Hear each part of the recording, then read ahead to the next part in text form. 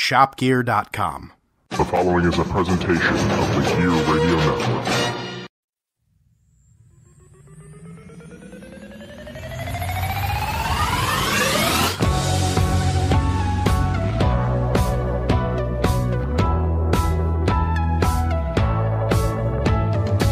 You're listening to the Sabrecast, brought to you by Better Live Than Dead.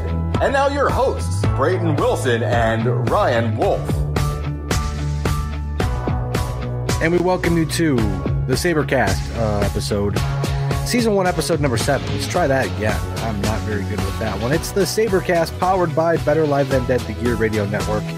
I am Ryan Wolfe, at WolfeBLTD. Joining me, my esteemed co-host, the sleepy Brayton Wilson, at BJ Wilson WGR. Brayton, how you doing this morning? Well, when I'm sleepy, it's because I work all crazy sorts of hours. So, you worked all night last night almost. Yeah, I mean, I felt like I felt like I was up for 48 straight hours. Because so much going on in life. That's pretty intense. I mean, I wouldn't do it.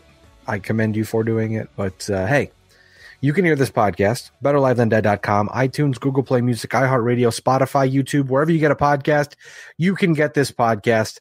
And Brayton, I promised on Twitter that we would be a little angry today. And I'll tell you what, it'll come. It will definitely show up because I had a podcast written. I was ready to kind of be positive about the Buffalo Sabres. And then they played the Rangers last night. And boy, oh boy, what a crap fest that was. Yeah, it wasn't pretty. That's for sure. I mean, it was frustrating because you see the Sabres, and this is just more of a talking about last night's game real quick, Friday night's game, the 15th of February. The Sabres had the Rangers pinned in their zone for what felt like most of the game. And then every time the Rangers would enter the Sabres zone, they'd score a goal. Sabres would go back, pin them for 2, 3, 4 minutes, couple shifts, cycling the puck. Everything looked great, putting shots on net, just couldn't finish. Rangers come back, score a goal.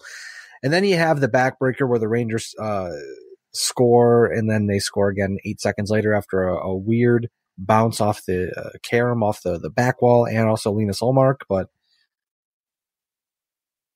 I don't know where to start with this team, Brayton, to be completely honest with you. I mean, we see Phil Housley lately kind of someone's getting the boot spurs in the side of him and kicking him in the ass or something, because he's starting to get a little mouthy about this team. And I'm not sure if it's he sees the writing on the wall that this team is not good and he's not going down without a fight, or maybe he feels that maybe he thinks his job's in danger and he's not going to go down without a fight. But something weird is going on with this team, Brayton, and I'm not just really sure what it is, but it seems like there's a call that's coming in from inside the house, you know?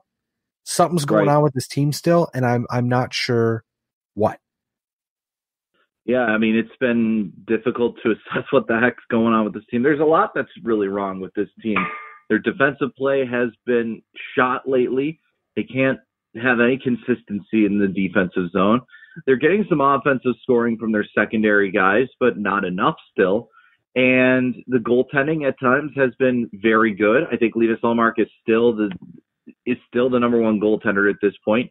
Yesterday, yeah, he had that one bounce that went off the boards, bounced right out in front, and the puck was in the net. But, I mean, outside of that, I thought that he still played really well last night. It's just frustrating because, yeah, you're right. This team yesterday was very good. I mean, they were able to pin New York in their own zone. They did get shots to the net, and they were getting some very good scoring chances and high danger chances. But in the end, it just seemed like that New York was able to capitalize on their chances because Buffalo was so fragile in their own zone. And that's the biggest frustrating part, is that this team has the talent, and they had that 10-game win streak.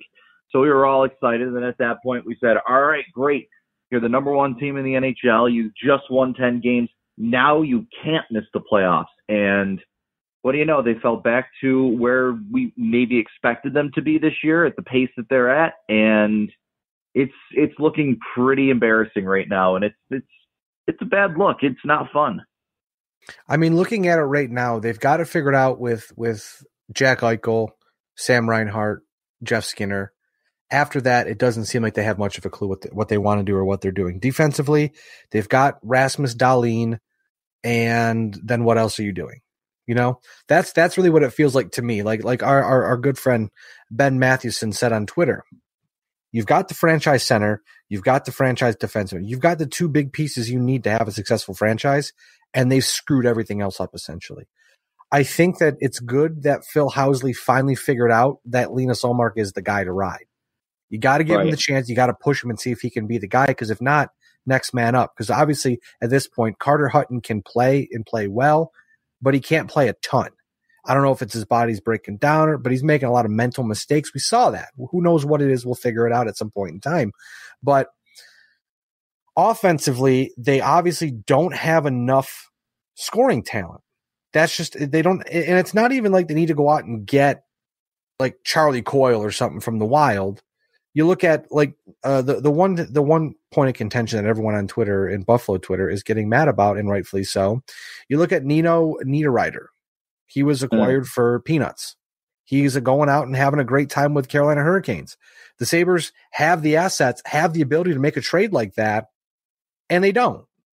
And I don't know if it's because obviously we went through it with Tim Murray. And by no means, let me just preface this really quick by saying, by no means do I think Jason Botterill is a problem. Jason Botterill has done a fantastic job, slowly but surely, a slow burn, but like a quick slow burn, I guess is the best way to put it. I don't know how I'm trying to explain it. He's made a lot of moves quick, but unfortunately there's a lot more to work on than what he's able to do in the short amount of time he's been here. So don't get me wrong there. But we saw with Tim Murray where Tim Murray would get to the door, but he'd be afraid to knock, where he knows he has the pieces to make the deals to make this team better, but doesn't do it. And I hope that's not the case with Jason Botterill, where he may just say, look at the type of player that we're going to get. It's not worth what we want to do. I get not going out and making a big deal to make this team this year better, because obviously they're content with being better, which they have been. They've got more points than last season. But you're content with being better, but not good enough to make the playoffs. I don't necessarily agree with that. I don't think that's a great idea. But if you're not sold on this team, like we're going to see a lot of teams the next couple of weeks that are really good, but don't go out and make a huge move. Like we may see Columbus go out and trade Panarin, and you may say, well, they're in the playoffs. Why would they sell on him? But then again, if you think to yourself, okay, we've got a good team, we'll make the playoffs, but we're not Stanley Cup final good, or we're not champion material good enough, so we're not going to mortgage the future for a team that's okay. And maybe that's how Jason Botterill feels. But then again, watching this roster and watching Phil Housley fall in love with a guy like Vladimir Sobotka, which we've heard Housley say, Brayton, I know you've heard it because you were producing the show when he said it, that he loves Sobotka for his ability to make defensive zone faceoffs and penalty killing and all that stuff, which obviously multiple people on Twitter, Chad from Die by the Blade, obviously I guess my boss would be the right terminology there. He's pointed out with multiple graphs that Vladimir Sobotka is not good. He hasn't scored in over 40 games, but Phil Housley loves him. So you know what? It's one of those things where maybe you just go out and get him a guy that is better than Vladimir Sobotka. Because, I mean, you're not going to make Sobotka disappear. There's a reason why he was included in that trade, the Ryan O'Reilly trade, is because, he needed to be dumped somewhere. But it's just there's not enough talent here. That's the problem. And I do have a question for you about that, Brayton, to branch off, but I just want to get your thoughts kind of on the surface. Like, what is your current status of what the hell is going on? Like, where do you stand with all this? I mean, there's a lot of different things I could say about that, but I think the simplest way to put it is it's watching this team is like banging my head into a brick wall just like the entire time watching a game, just because you see the talent on this team, and some nights it's there. Some nights they're playing extremely well and they put it all together, and it's like, great. Do that every single game and you should be a playoff team easily. And then there are other games where, they're just like the Rangers game where they're playing really well, they're doing the right things, but then next thing you know, the puck's in the back of their net and you're just bashing your head again into the wall. Or there's other nights where nobody shows up and it's just the goaltender, and this team just doesn't have any consistency to it. There's nothing there that you could say like, well, they've been consistently good here. They've been consistently good here, it seems like. The first line, I think, is the only thing that you could say, yeah, that's been consistently good. It's because it's obvious. It's Jeff Skinner, Jack Eichel, and Sam Reinhart. But outside of that, man, I don't.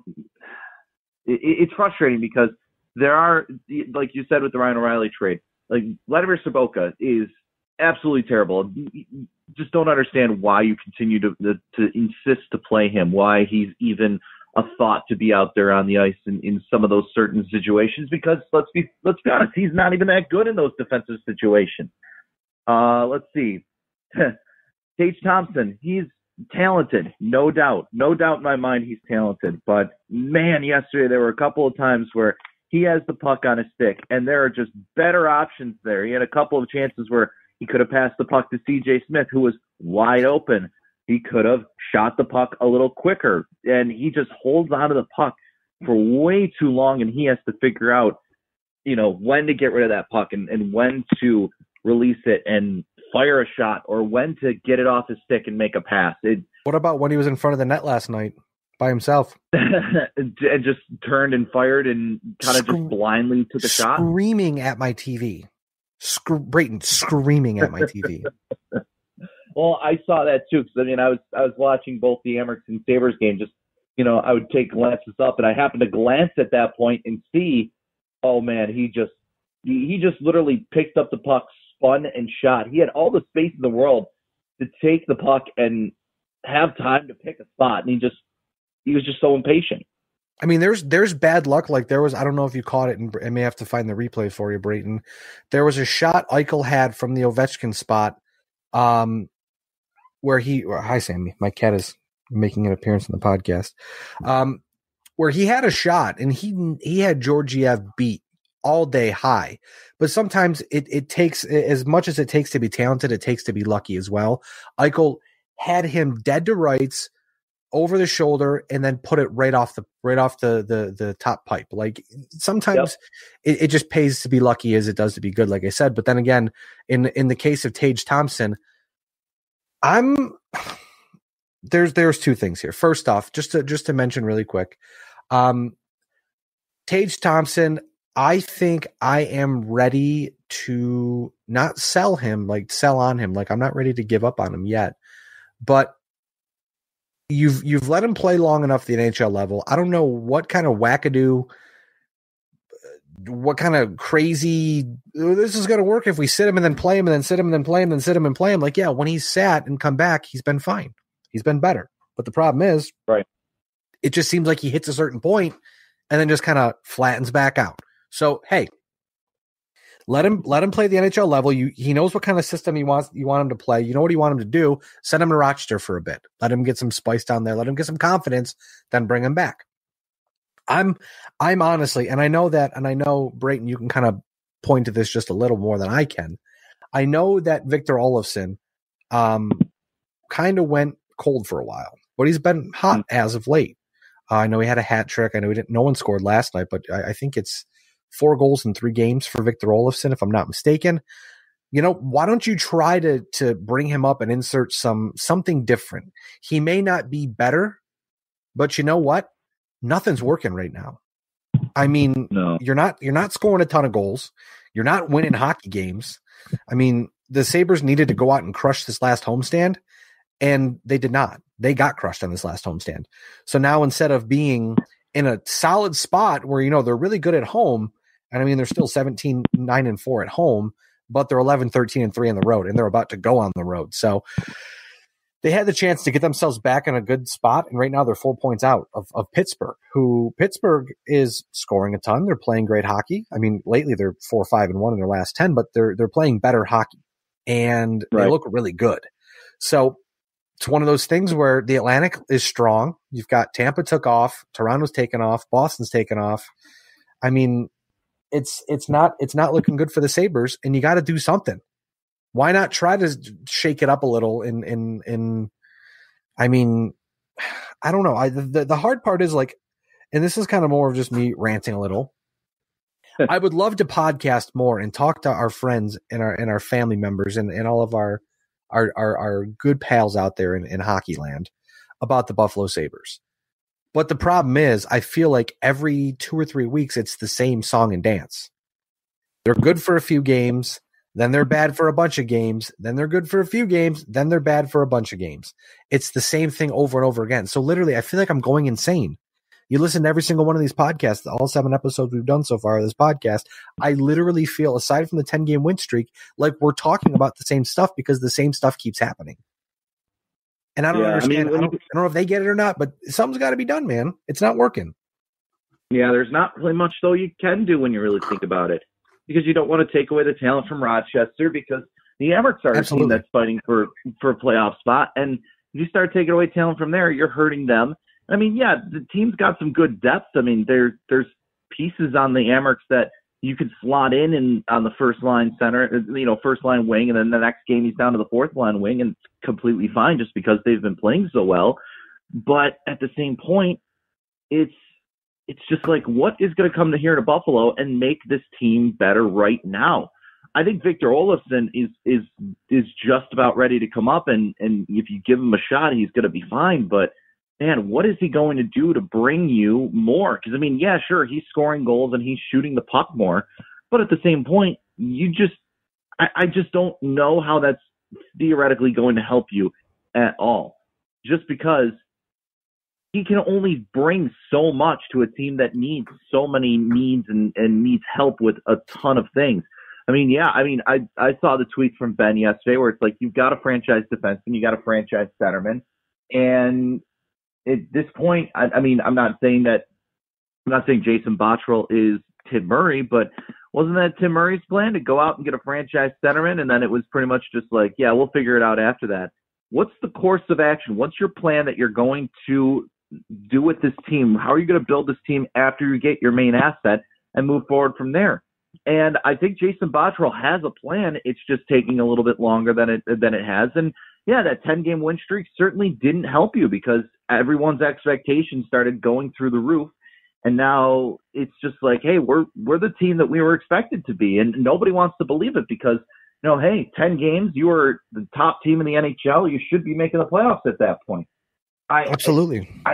I don't want to overreact. I really don't want to try to overreact and be all negative Nelly and everything like that. But yeah, your shot at the playoffs right now is not looking very good. You're still technically in the hunt. It's like the Bills graphic every year. Oh, look, the Bills are 6-8. They're still technically in the hunt, but it's like not really in the hunt.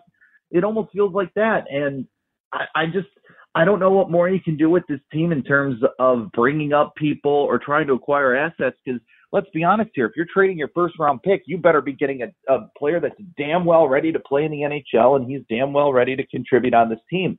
Because if not, I'm willing to keep those first-round picks, draft them, and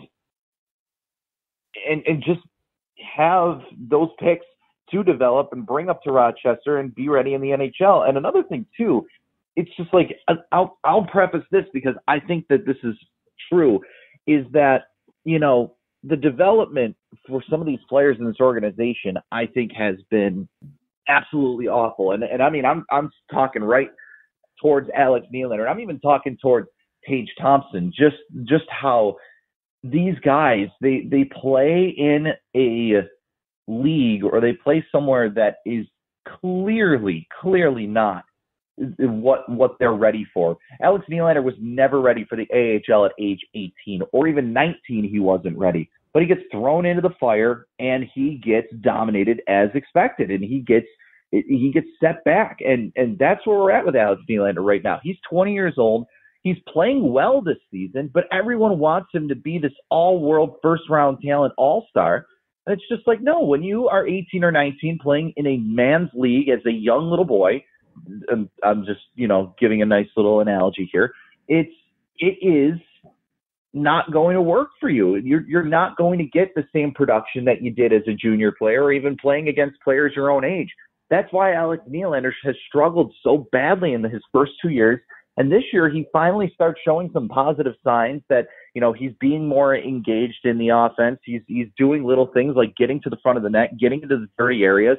And while he's not scoring and while he's not, putting up points on the board, I think he's been very good in both ends of his ice. It's those little things, the things away from the puck that makes me say, yeah, he's been good this year.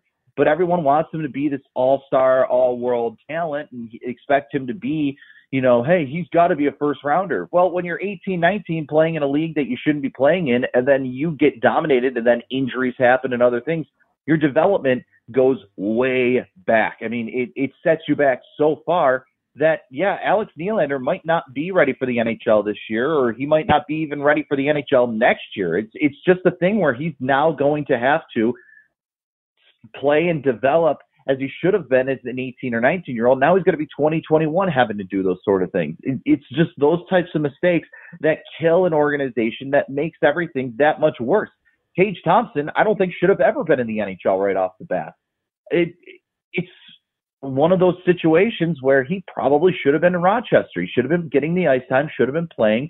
Yeah, maybe if he was playing well, then you call him up later on like C.J. Smith, but that's another thing. C.J. Smith, just play him. Like there's nothing wrong with playing him. Why are you playing him over, or why are you benching him over a guy like Vladimir Saboka? So, I mean, it's just a few examples, but it's those guys, the ones that you draft or the ones that you acquire that you think, okay, those are your guys that you want to build a team around for the future. Have those guys as your depth assets and help your main guys, help your franchise centerman, help your franchise defenseman. And this team doesn't seem to have a plan or the right, style of format to develop a player. And that's a huge frustrating asset for me. It's also hard to continue to watch the team when the head coach, who it's his job to implement the systems, it's his job to motivate the players. I mean, obviously every player on a personal level has their own motivations, whatever it may be. But after a game, when the coach comes out and just starts saying the team is soft, I know we've had this problem with the Buffalo Sabres really since Dan Bilesma was around, where the team was kind of tuning out the coach, doing their own thing, freelancing when they're on the ice. I think Phil Housley's at a dangerous spot right now, because he comes out after the game against the Rangers, says we were too soft. We weren't doing our job. We weren't doing what we needed to do. So now if the team responds, you went all in and you won big. If the team comes out and they continue to play the same way or worse, I mean, Phil Housley, I don't necessarily, and this is going to be probably controversial, I don't think he's going to get fired. I don't think he should be fired right now because, again, it takes time to build up a system. You keep firing guys, what are you going to do? Is Phil Housley the right guy for the job? It's not trending in that direction, that's for sure. But if you keep hiring and firing and hiring and firing and hiring and firing, what are you going to do? I mean, I'm getting incredibly frustrated that every season past is a wasted season for Jack Eichel, for Sam Reinhart, for Rasmus Dahlin. Guys, Jeff Skinner, you're wasting, like Jeff Skinner is going to score 40 plus easily this season, and you're going to miss the playoffs, it looks like. Jack Eichel's going to score a point per game, and you're going to miss the playoffs. How do you do that? That tells me you've got the framework of the house built, but you actually have to, put electric and plumbing in to get the thing to work the right way. And that's, I guess, the best explanation I have, but it just really makes me so mad, not only as a podcaster, as a writer, but as a fan, to watch the same organization do the same exact thing with different people every single time. It's just the incredible ineptitude that continues to happen. I don't know if they're hiring the wrong people, or if those people think they know what they're doing, but they don't, whatever it may be, but it's just not working. And if it takes Phil Housley coming out saying we're soft, or if it takes they already had the trade that shook everything up, and it kind of worked a little, I guess, but we don't really, who knows? Because if the locker room is still exactly the same, then it's not the player, it's not the shakeup, it's someone in the team now, or there's something still lingering that is not working for this team. And maybe they have to go out and get a strong second kind of captain voice in that locker room to help Jack Eichel out. I don't know.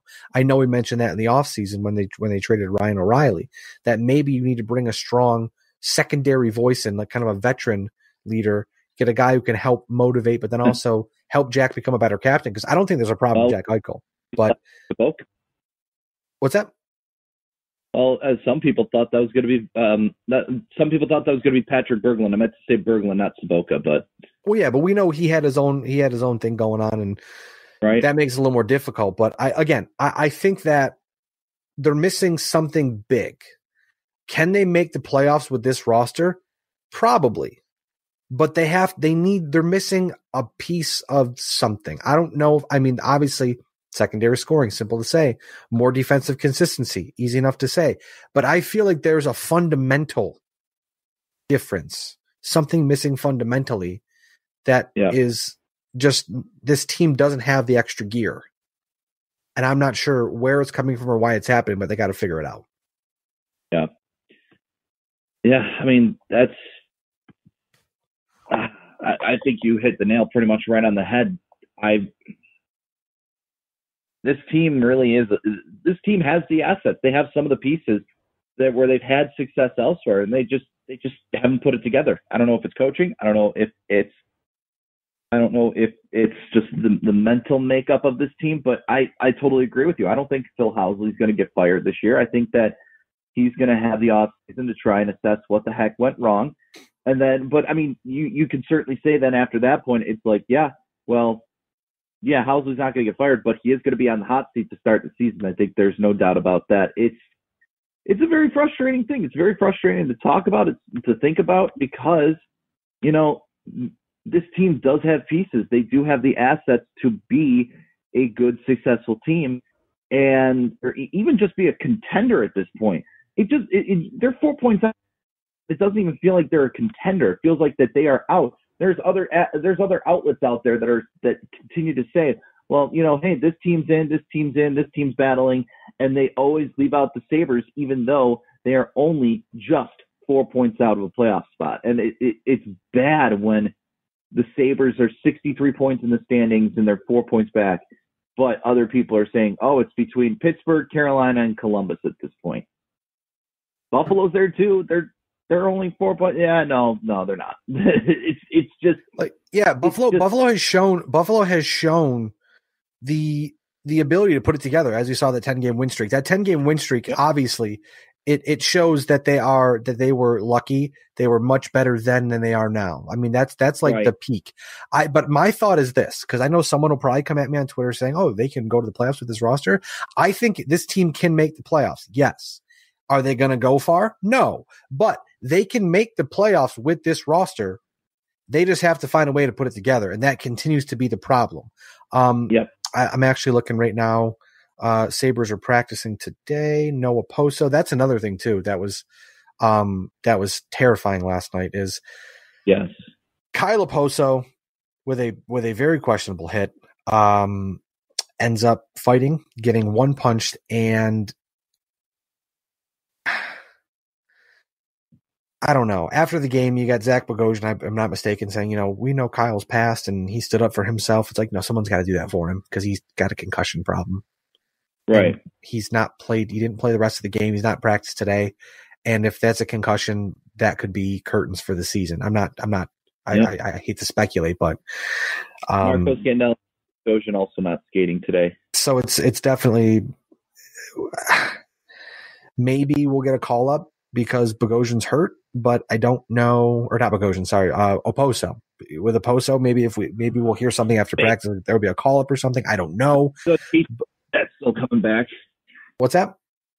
They have Casey Middlestat coming back. They also have Casey Nelson, who should be ready to come back at this point. I don't know what the whole situation is going to be there, but I would be I would be pleased with putting Nelson back in the lineup, getting Casey Middlestat back with Connor Sherry and Sam Reinhart, and then just going from there. Because again, you have to at this point you have to try. You've got the first line figured out. Figure out the second line. Figure out the third line. Figure out the fourth line. Figure everything else out. I mean, at this point, it's all about a learning experience. If it ain't working, you got to figure something out. And it seems like lately too, it's come quite late in the season, but it seems like Phil Housley has started to figure out that things aren't working and they're kind of changing things up. But then again, like I said, then you turn the game on with 2 minutes left and you see that Vlad Sabot goes out in the ice for whatever god awful reason.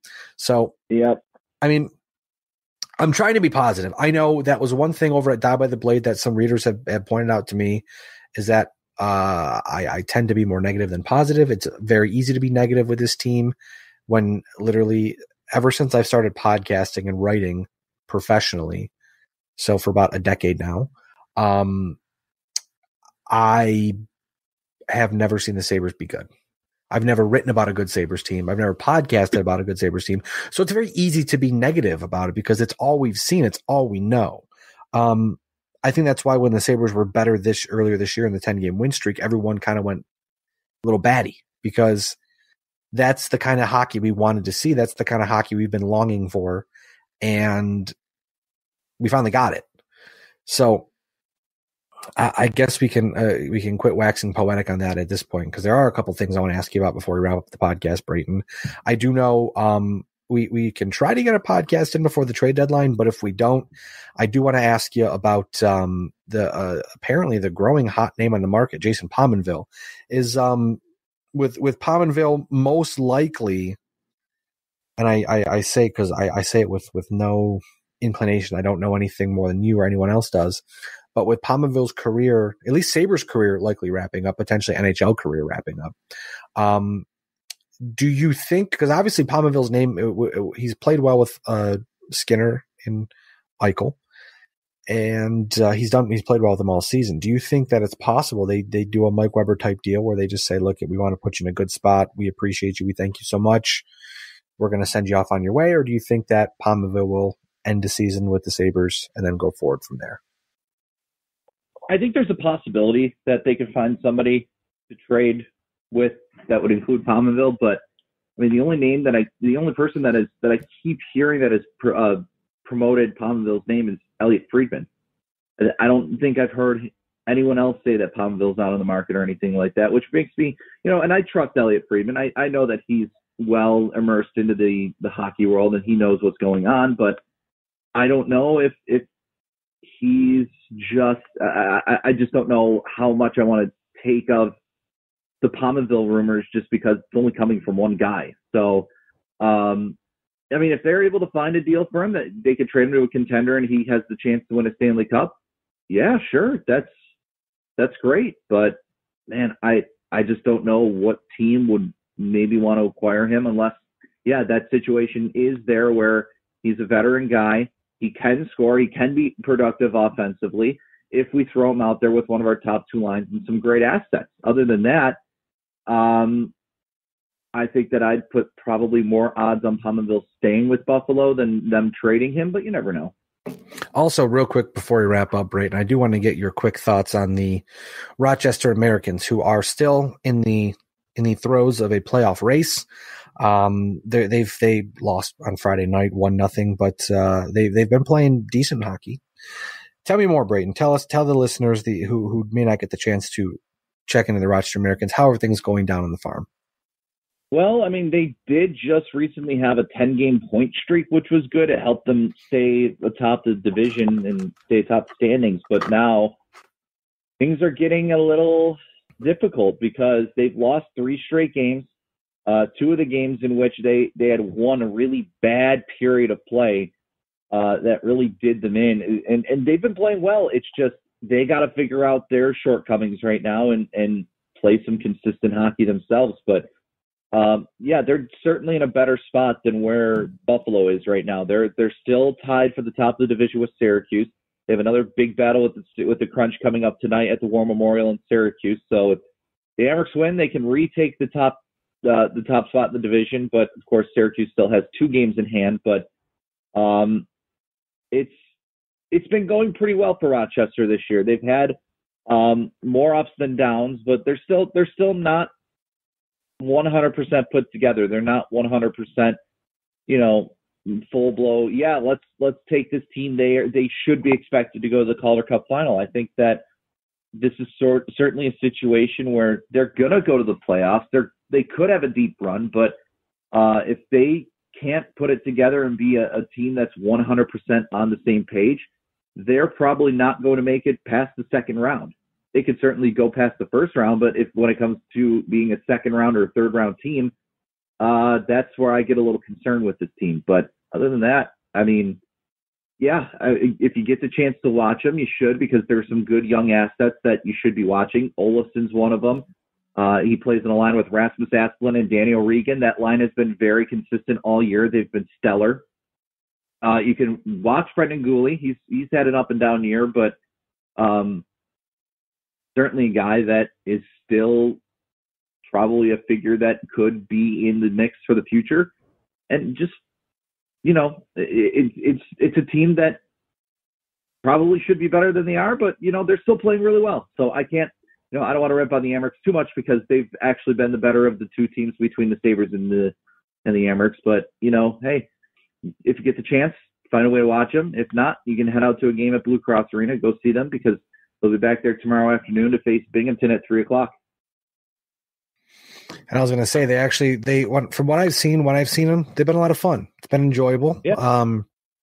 Hopefully there'll be some playoffs in Rochester to follow. I mean, I know I haven't had the chance to get out to a game and I need to. I really would like to take a game in and be able to spend some time down in the Blue Cross Arena. Cause again, I know that, I know it's not the greatest of places to watch a hockey game, but you can never go wrong watching live hockey.